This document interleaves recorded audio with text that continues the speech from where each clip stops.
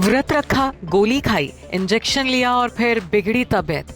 27 जून की रात आखिर क्या हुआ? भली चंगी शेफाली को कैसे पड़ा दिल का दौरा, जिसके चलते उन्हें गंवानी पड़ी जान? ये वो सवाल हैं जो लोग बार बार पूछ रहे हैं और इंटरनेट पर सर्च कर इन सवालों के जवाब भी तलाश रहे हैं।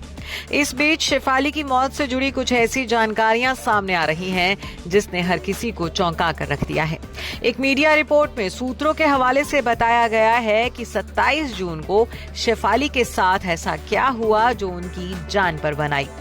शेफाली की पोस्टमार्टम रिपोर्ट आना अभी बाकी है, लेकिन एक मीडिया रिपोर्ट में दावा किया गया है कि शायद एंटी एजिंग दवाई का गलत तरीके से उपयोग करना शेफाली के लिए जानलेवा साबित हुआ। रिपोर्ट में बताया गया है कि 27 जून को शेफाली ने व्रत रखा था। इसके बाद उन्होंने रात को अपनी नॉर्मल दवाइयां खाई थी। हालांकि इससे पहले उन्होंने दोपहर में एक खाली पेट इंजेक्शन भी लिया था, जिसे कथित तौर पर एंटी एजिंग दवा का इंजेक्शन बताया जा रहा है। रिपोर्ट के मुताबिक गोलियां खाने के बाद कथित तौर पर रात में उनका ब्लड प्रेशर काफी कम हो गया और उन्हें ठंड लगने लगी थी, जिसके बाद पति पराग और उनके परिवार के लोग उन्हें अस्पताल लेकर पहुंचे, लेकिन तब तक देर हो चुकी थी। शेफाली ने अस्पताल पहुंचने से पहले ही दम तोड़ दिया था। यहाँ ये भी दावा किया जा रहा है कि शुक्रवार को शेफाली के घर पर पूजा थी, जिसकी वजह से उन्होंने पूरे दिन व्रत रखा था और खाली पेट गोलियां खाने से उनकी हालत बिगड़ गई होगी।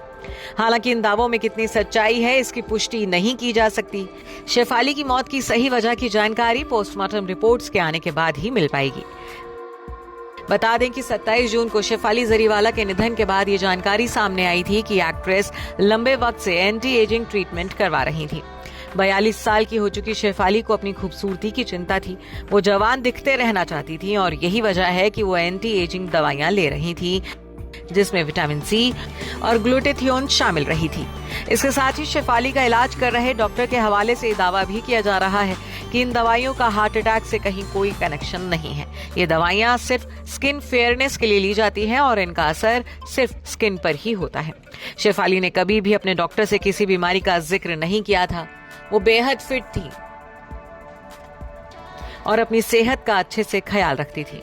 शेफाली की मौत की वजह को लेकर तमाम तरह के कयास लगाए जा रहे हैं, लेकिन सच तो पोस्टमार्टम रिपोर्ट के आने के बाद ही सामने आएगा। गौरतलब है कि 42 साल की शेफाली की तबीयत 27 जून की रात 10 बजे से 11 बजे के बीच बिगड़नी शुरू हुई थी, जिसके बाद पराग उन्हें बेलव्यू हॉस्पिटल लेकर पहुंचे थे, जहां डॉक्टर्स ने उन्हें मृत घोषित कर दिया था।